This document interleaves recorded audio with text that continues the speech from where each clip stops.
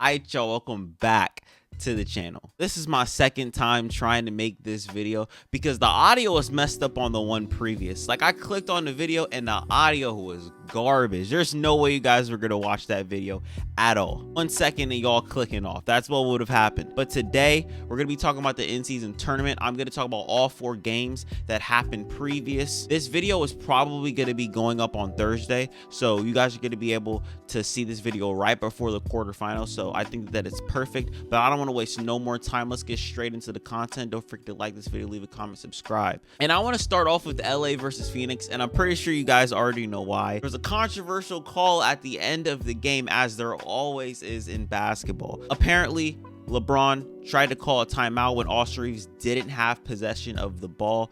He was getting double teamed by 2 guys. Pause on that, by the way. But apparently Austin Reeves had possession of the ball. They said we had to go in and we had to look at the instant replay, slow-mo it, and we saw that Austin Reeves had one hand on the ball. Get the I'm gonna be honest with you, bro. Get the out of here with that. Get out of here with that, man. Because in live play, in live possession, we saw Austin Reeves get double teamed and lose the basketball. You can't call a timeout when there's a loose ball. And if you guys have to go all the way back, look at the instant replay and time it down to where it's going so slow to where you're going like 1 frame per second, then you got the call wrong. In my personal opinion, the Phoenix Suns got screwed over. I know what you're trying to do. The whole world's seeing it. I just got off social media and other players around the league seeing it. So it is what it is. You know, refs miss calls sometimes, but you know, when they're a bit that obvious, you know, it's tough. And obviously, and it sucks, but that's not the reason why they lost the game. We're going to get to that in a minute. I want to talk about the Los Angeles Lakers, man, because them on the defensive side of the basketball was absolutely amazing. I love saying that, but it's so true because this is Vando's first game back, and he looked great on that side of the basketball. Now, on the offensive side, there's gonna need to be some work. Let's be honest. That is what won the Lakers this basketball game. Their tenacity and aggression on that side of the basketball is what won them the game. Now, I know you could probably argue LeBron, who was controlling the hell out of the offensive side, or you can say that it was Austin Reeves for his second half emergence, which he looked great. They needed that spark so badly. But I'm going to give it to Anthony Davis, not for the fact that he was aggressive as hell, but for the fact that he was doing it on both ends. The Anthony Davis that the Lakers needed showed up against Phoenix. He showed up. Now, I'm not even saying that the Anthony Davis that they need showed up because he gave me 27 points, 15 rebounds, and 2 blocks on the side. It's because he was being aggressive. I don't care that Anthony Davis is shooting 10 for 26 from the field because he's giving me elite rim protection on the other side of the basketball. That's all I ask from Anthony Davis because this is who Anthony Davis is. But if you're going to want to be that #1 guy on this team, I'm okay with you giving me 27, 15, or somewhere around that. But I feel like also another reason why I am saying this is because LeBron James had another LeBron James type game. I mean, damn, bro, you're 39 years old, bro. You're pushing 40. You're pushing 40. I don't know how he's still doing what he's doing, but the man looks great while doing it. And I might as well just sit here and enjoy it. At the ripe age of 35, this nigga LeBron is giving me 31 points, 11 assists, 8 rebounds, and 5 steals on the night. He was controlling the offensive game that first half. I was looking at LeBron and I was paying attention to LeBron and only LeBron in the first quarter. The man was just taking over. I mean, it was a treat to watch. The communication alongside his playmaking, his scoring, his fast break ability. He continues to show why he is a top 10 player in this league still. Bro, you're 63. Give it up. We understand how good you are, bro. You're the GOAT. We understand. We get it. It's getting unfair at this point. And I'm not even gonna sit. I'm not even trying to glaze. I'm not even trying to glaze, I promise. But damn, LeBron had such a good game. At the end of the game, reporter asked him, does it get old taking over fourth quarters? Does taking over in the fourth ever get old? no. The nigga said no. When is this going to be over? And somebody in the comment section, please let me know when LeBron is going to retire, because I have no clue. I wanted to talk a little bit more about Austin Reeves in the second half before I move on to the Phoenix Suns. And before I get to talking about Austin Reeves, D-Lo, man, D-Lo, you suck. I fuck with D-Lo, but bro, you suck. The first few possessions of the game, the man had the ball, hit a corner three on the left wing. He went like these, and I went like these for the rest of the game, because where the f did you go? The man in the second half went absolute ghost. He came out first half, gave you 8 points on 10 shots with 5 assists with a couple fouls, and then he ended the second half with just that. So then Austin Reeves, it's like, damn, I pick up the slack. My team needs me. And he showed up and showed out. I'm not gonna lie, ever since they moved him to the bench, he's been looking great. I know I was sitting here saying, don't start Gabe Vincent, which, where the fuck is Gabe Vincent? Is he injured? Is he hurt? I said Gabe Vincent doesn't need to start Austin Reeves instead. Austin Reeves wasn't really good as a starter at the beginning of the season. They put him on the bench, and the man has been great. And tonight, he showed exactly why he is just that. He is him. He might as well be him. But let's talk about the team that lost, because they didn't just lose based off that play with Austin Reeves. The turnovers was nasty. Devin Booker, I'm looking at you. I personally don't believe that Devin Booker had a good game. You might see the 21 points. You might see the 11 rebounds that he grabbed. He was turning the ball over like crazy. To only have 6 assists with the amount of passing that you were doing, I personally do believe that Devin Booker is a good playmaker. I do think that he is the point guard for this team, not Bradley Beal, despite what I said when the trade initially went down. There are so many bailout moments that Devin Booker had in this game that had me scratching my head like, dude, just make a damn decision. You know what I'm saying? These are one of the games that Devin Booker doesn't normally have, so I want to cut him some slack, because the man can hoop. I'm not gonna sit here and say the nigga can't hoop, because the man can hoop. I like Devin Booker, so I'm gonna give him some leeway. Another thing that I'm gonna give some leeway is Kevin Durant missing that shot at the end of the game. It's so funny how Kevin Durant can have these type of games. I mean, the man had 31 points, 7 rebounds, 4 assists on the night, absolutely cooked in the second half, and missed the game winner. Airballed it too, just like he did in the playoffs. It's crazy how Kevin Durant has these type of moments, you know what I'm saying? But the man was an absolute sniper out there, bro. He was killing the Lakers defense. Whatever they were throwing at him, double team, doesn't matter. I'm shooting over you. I'm gonna get to my spot in the midi. That's a bucket. I'm gonna get to the rack. That's a bucket. I'm gonna get to the free throw line. However Kevin Durant wanted a basket, he was going to do it that exact way. He's been absolutely on fire. He's generally having one of his best shooting seasons of his whole entire career. And as much as I don't want to admit it, as much as I don't like this guy, Grayson Allen had the hot hand last night. He was hitting everything. And it was at a point where he was their leading scorer going into the second half, which in my personal opinion shouldn't be happening. And by the way, I'm not giving none of y'all $50. This Suns defense sucks, bro. Their defense is so bad, but I don't want to harp on that at all. I want to move on to the next game. I want to talk about Boston versus Indiana, where my Boston Celtics lost by 10 points, man. It's absolutely tragic. But what can you do when you're going against Tyrese Haliburton and the fast-ass Indiana Pacers? Indiana's fast-paced offense was just way too much for Boston. There were times where Boston was trying to keep up, but there was 2 specific runs that the Indiana Pacers went on to kind of, open the gap when it comes to the lead. At the end of the third quarter, where their defense got tighter, and right at the end of the game. And that sucks, because I remember watching my Boston Celtics completely fold against the Philadelphia 76ers at the end of the third quarter, and it was gross. And this was the same exact feeling that I got. 3-pointers galore, fouls, and ones, crowd going crazy. It just did not feel like Boston wanted it at the end of that third quarter, and I hate seeing my team like that. But with Indiana's defense getting tighter, they get to go on transition, and that right there is where they are just effective. Tyrese Haliburton said it himself. No team wants to run with us when we're in the fast break.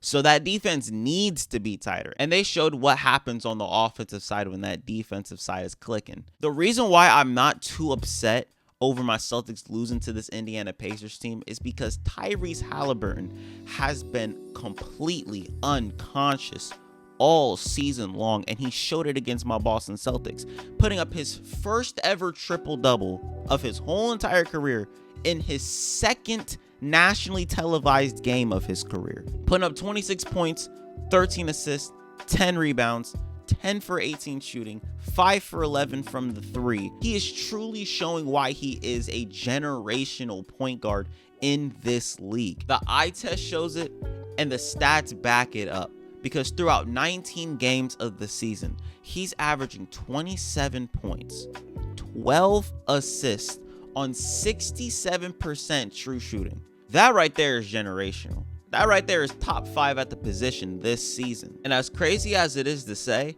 I really do believe that this is an MVP type season that he's having. If the Indiana Pacers were higher in the standings, I could actually see him climb the MVP ladder. I could truly see in like the next 10 years, Tyrese Haliburton being the Steve Nash of this generation, being the Jason Kidd of this generation. Hell, the Chris Paul of this generation. The Oscar Robertson of this generation. Hell, maybe even the John Stockton of this generation. But for real, he is that good, and I love the way that he plays the game of basketball, the way that he reads the game. His playmaking in the half court has taken a huge leap this season. His playmaking in the transition got better, which I didn't even think that I would be able to say that. Tyrese Haliburton is making his teammates better through and through. Against Boston, they shot 47% from 3. And yeah, you could probably argue that these shots wouldn't go in on any other night because they shot 47%. They're not going to do that every single night. But these are some good looks that Tyrese Haliburton is giving this team. And while Indiana was shooting lights out, Boston couldn't even turn the damn lights on. They were extremely cold from 3. Boston only shot 29% from 3. I mean, come on, 2 for 8 from Jason Tatum, 2 for 7 from Jaylen Brown. Al Horford only took 1 3.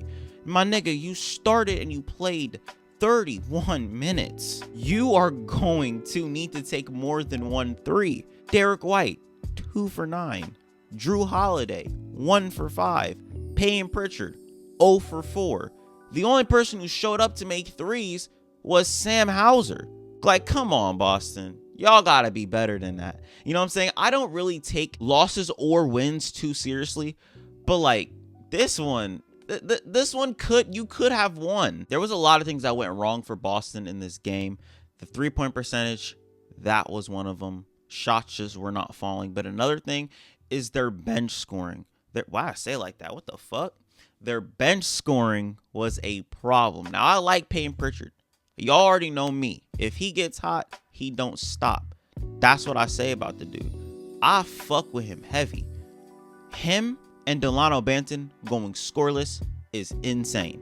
We can't have niggas who are on the bench not score, especially with Payne Pritchard, because I understand that he's 6'1". He does provide a teensy bit of defense, but at the end of the day, you're 6'1" in the NBA. If you're not providing scoring for this team, what are you providing? And it makes sense why Shams just reported that Boston's going to be active in February during the trade deadline, because we're trying to fill this roster out. I understand. A lot of motherfuckers like, bro, they got a squad. Drew Holiday, Jason Tatum, Kristaps Porzingis, Al Horford. Y'all are fine. But the thing is, this team is hella top heavy. And there are a lot of questions that I still had for this team going into the NBA season. We still are the best team in the league, if you ask me. But even the best team in the league has some flaws, and we're trying to patch up those flaws before we get to the playoffs, because we will get exposed if we don't patch them up. As for my dog Jason Tatum, he had 32 points, 12 rebounds, 6 assists. I still don't believe that he was really able to get his rhythm and his flow going because that 3 wasn't falling. But nonetheless, he still had a good game. Jaylen Brown, he had a decent game as well, 30 points. And you rarely see the Boston Celtics lose when Jason Tatum and Jaylen Brown both collectively score 30 apiece. This is one of those nights where we lost, kind of an anomaly, but kudos to the Indiana Pacers for getting their win. I'm actually kind of rooting for them to win the whole entire thing, but we'll see. As for the 2 other boring games, I want to talk about New York versus Milwaukee for a second, because that was a blowout. And the only reason why I was having fun watching it in the first place before it started becoming a blowout was because of Julius Randle. That is crazy. That's a crazy sentence that just came out of my mouth, because Julius Randle was cooking out there. That nigga had 25 points in the first half. Perfect. Okay, here's the thing. I only like Julius Randle when the man is not in the playoffs, because when he's not in the playoffs, he's hidden. And when he's hidden, he looks great. You know what I'm saying? The way the man plays is hella awkward. It's hella weird. It's hella unique. But when he hits and when he continues to hit, it's a treat to watch. I think everybody needs to watch Julius Randle when he's hitting. But enough of Julius Randle. I want to talk about Milwaukee, because Dame and Giannis are finally starting to gel. You know, regardless of if the wins that they've been getting have been a little bit ugly, regardless of how terrible their defense is, it is a good thing that Dame and Giannis are starting to gel. It's a very good thing, man. Giannis had 35 points, 8 rebounds, 10 assists on the night. Damian Lillard, he had 28 points, 7 assists in his own right. And it really did feel like throughout the whole first half, they were kind of taking the bulk of the shots. It was, you know, Dame, and then it was Giannis. Then it was Dame, then it was Giannis. But when we got to the second half, they ended up getting the guys more involved. Malik Beasley, he hit 6 threes, I believe. Brook Lopez, he had 9 points. He hit a couple shots out of the gate in the third quarter. This Milwaukee team on the offensive side, they got it, man. They got it. But that defensive side, it's going to need work. The number one thing that I don't want to happen is for Alex Caruso to get traded to that fucking team, because if that happens, I'm going to be pissed. I fully believe that the Boston Celtics can mop the floor with the Milwaukee Bucks come playoff time, solely because they ain't got no defense. All we do is shoot threes, and we have Drew Holiday and Derek White on our team. So I feel great. I feel great going into the playoffs. I'm not going to feel great if they get Alex Caruso, so that can't happen. However, I want to shift gears over to the New York Knicks for a second.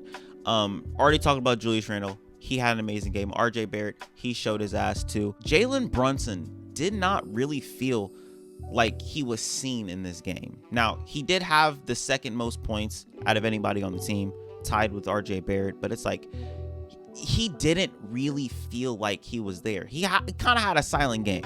And that right there is not the Jalen Brunson that I normally like to watch. You know what I'm saying? I still like to watch Jalen Brunson. He's my favorite player in the league. I mean, come on.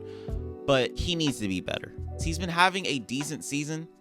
It does feel like a little bit of a step back from his previous season, but I believe that he is going to be better down the stretch of the season, and he's going to be able to wheel this team to the playoffs. As for the Pelicans versus Kings, me personally, this was the worst game of all four of these. The first half really did feel like it was just a battle of runs, but then the second half kind of felt like it was just the Pelicans keeping their foot on the neck of the Sacramento Kings, because the Kings could not get their lead back. In the first quarter, they had a lead that was looking like it was going to go to 15. They couldn't do nothing about it, because at the end of that quarter, they found themselves only up by 1. You can't let that happen. The Pelicans end up going up fairly big, pause. But then by the end of that half, the Sacramento Kings were able to get the ball rolling. They cut the lead a little bit. Pelicans answer right back. Cut the lead a little bit. Pelicans answer right back. And that was largely due to the play of Brandon Ingram, bro. Brandon Ingram, man, I could sit there, turn on my TV, and watch Brandon Ingram highlights for a good hour and a half, because when this man gets to his spots in the mid-range, it is sweet, bro. The man is smooth like butter, I promise you. And another thing that's great is the depth of the New Orleans Pelicans, man. Like, genuinely speaking, this is the reason why I was excited to watch them in the 2021 playoffs, because they are deep and they got better after that playoffs. I mean, Dyson Daniels is on the team now. He looks great. They just drafted Jordan Hawkins in the lottery this year. He looks great. Matter of fact, he didn't even play because Trey Murphy touched the court. Jose Alvarado, they got both those guys back. Zion Williamson. You got to realize, the Pelicans won by 10 points today. Zion Williamson only had 10 points. And it wasn't even like the man was struggling. They didn't really need him. I mean, they need him because he's their player, but they didn't really need him because they have the versatility. They have the guys already shooting and scoring. CJ McCollum. They have so many guys that they can go to. Herb Jones, who showed out, 23 points, 5 assists. This is this is the team that I like to watch. I'm gonna be honest. When they're healthy and when they are winning, they are great to watch. As for the Kings, De'Aaron Fox, he's still that nigga. 30 points, 5 rebounds, 4 assists. Sabonis recorded damn near the same exact triple-double that Tyrese Haliburton recorded. But that's really all I got for y'all today. Hopefully you guys enjoyed this video. I'm gonna try to get this up by Thursday, but that's all I got. Hopefully you guys enjoy. Don't forget to like this video, leave a comment, subscribe, and I'm out. Peace.